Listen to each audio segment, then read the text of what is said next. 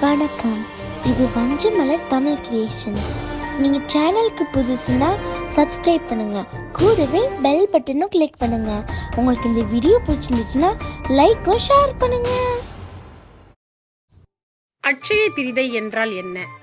அவற்றின் வரலாற்றினை தெரிந்து கொள்வோமா? வஞ்சமலர் தமிழ் கிரியேஷனின் இனிய வணக்கங்கள். அட்சய என்பதற்கு வளர்தல் என்பது பொருள். புராணங்களில் அட்சய பாத்திரம் என்ற ஒன்றை நாம் கேள்விப்பட்டிருப்போம். அந்த பாத்திரத்தில் நாம் எதை போட்டாலும் அது பன்மடங்கு பெருகி நமக்கு பலன் கொடுக்கும்.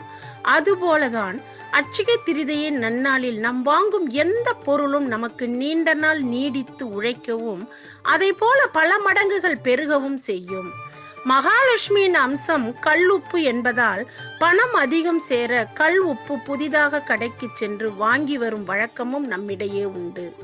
அட்சய திரிதையின் நாளில் தங்கம், வெள்ளி, வைரம், நவரத்தின கற்கள் போன்ற பொருட்களை வாங்கி வரும் பொழுது அதிர்ஷ்டமும் வரும் என்பார்கள். அட்சய திரிதை நாளில்தான் குசேலன் தனது நண்பனான கிருஷ்ணரை பார்க்க சென்றார். கிருஷ்ணரை பார்க்க சென்ற அவர் தனது குடும்பத்தின் நிலை குறித்து கூறி பொருள் உதவி பெறலாம் என்றாலும் காரணம் எதுவாக இருந்தாலும் மனதில் நண்பனை பார்க்க வேண்டும் என்ற எண்ணம் மட்டுமே இருந்தது. அதோடு அவருக்கென்று வைத்திருந்த அவளை எந்த எதிர்பார்ப்பும் இல்லாமல் கிருஷ்ணருக்கு கொடுத்தார். தனக்கென்று வைத்திருந்த அந்த உணவையும் நண்பனுக்கு கொடுத்த அந்த உயர்ந்த உள்ளம்தான் குசேலனை செல்வந்தர் ஆக்கியது. அதை போல் உங்களிடம் இருப்பதில் அள்ளி கொடுக்க வேண்டாம், கொஞ்சம் கிள்ளி கொடுத்தால் போதும்.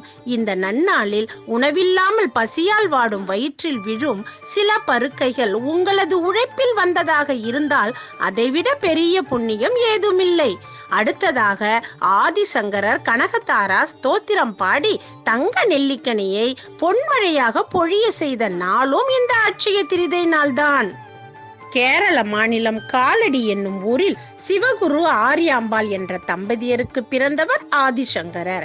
இவர் சிறு வயதிலேயே குருகுலத்தில் வேதங்களை கற்றவர். அந்த காலத்தில் குருகுல வழக்கப்படி யாசகம் எடுத்துதான் உணவு உண்ண வேண்டும். அதன்படி யாசகத்திற்காக ஆதிசங்கரர் புறப்பட்டு அவர் யாசித்த வீடு ஒரு ஏழையின் வீடு. அந்த வீட்டின் முன்பு நின்று பவதி பிச்சாந்தேகி என்று மும்முறை குரல் கொடுத்தவுடன் வீட்டில் இருந்து வெளியே வந்த ஒரு பெண், இந்த ஏழையின் வீட்டில் ஒரே ஒரு காய்ந்த நெல்லிக்கனி மட்டுமே உள்ளது என்றவுடன் அதை பெற்றுக்கொண்ட ஆதிசங்கரர் ஏழ்மை நிலையிலும் கூட தன்னிடம் இருந்த ஒரே ஒரு நெல்லிக்கனியை தானமாக தந்துவிட்ட அந்த பெண்ணின் உயர்ந்த குணத்தை எண்ணி வியந்து அந்த பெண்ணின் ஏழ்மையை போக்க எண்ணிய ஆதிசங்கரர் அந்த வீட்டின் முன்பு நின்றபடி மகாலட்சுமியை நினைத்து மனமுருக வேண்டினார். அப்பொழுது அந்த பெண்ணின் வீட்டுக்குள் தங்க நெல்லிக்கனிகள் பொன்மழையாக பெய்தனவாம். வீடு முழுவதும் தங்க நெல்லிக்கனிகள் குவிந்தனவாம். அந்த பெண்மணியின் ஏழ்மையை அகற்றிய தினமே இந்த அட்சய திரிதை தினம். அவர் பாடிய பாடல் கனகதாரா ஸ்தோத்திரம். அட்சய திரிதை தினத்தன்றுதான் கிருத யுகம் பிறந்ததாம். கங்கை பூமியை முதலில் அட்சய திரிதை தினத்தன்றுதான் தொட்டதாம். வனவாச காலத்தில் பாண்டவர்கள் அட்சய பாத்திரம் பெற்றதும் அட்சய திரிதை நாளில் தானாம். அட்சய திரிதை நாளில் தான் மணிமேகலை அட்சய பாத்திரம் பெற்றாளாம்.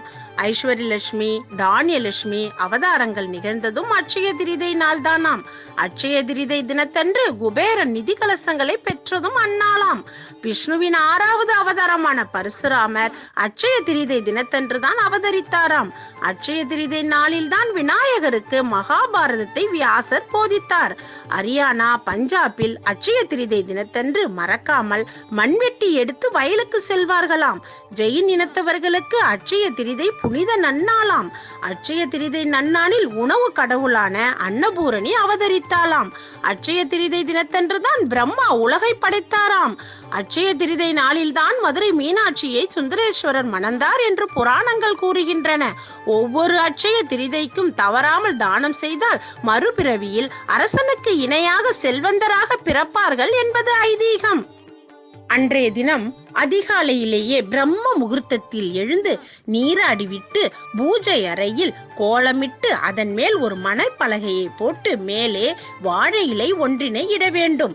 இலையின் நடுவே பச்சரிசியை பரப்பி அதன் மேல் ஒரு சொம்பில் நீர் நிறைந்த மாவிலையும் மஞ்சள் தடவிய தேங்காயும் வைத்து கலசமாக்கி அருகே ஒரு படி அல்லது ஆழாக்கு நெல் அல்லது அரிசியை நிறைத்து வைத்துவிட்டு கலசத்திற்கு பொட்டு பூ வைத்து குத்து விளக்கினை ஏற்றி மஞ்சள் பிள்ளையார் பிடித்து வாழை இலையில் வலப்பக்கமாக வைத்து நீங்கள் புதிதாக வாங்கிய பொருளை கலசத்தின் முன்பாக வைத்து, அதாவது அட்சய திரிதை நாளில் எல்லோராலும் வாங்க முடிந்த பொருளான உப்பை வாங்கி வைத்தாலே போதும். அஷ்டலட்சுமி கடாட்சம் உங்கள் வீடு தேடி வரும். இந்த பூஜையில் அவரவர் வழக்கப்படி தூப தீப ஆராதனைகள் செய்து பால் பாயாசம் பால் பொங்கல் செய்து நிவேதனம் செய்யலாம். மறுநாள் அரிசி கலச தேங்காய் பொருட்களை வீட்டு உபயோகத்திற்கு பயன்படுத்தி கொள்ளலாம்.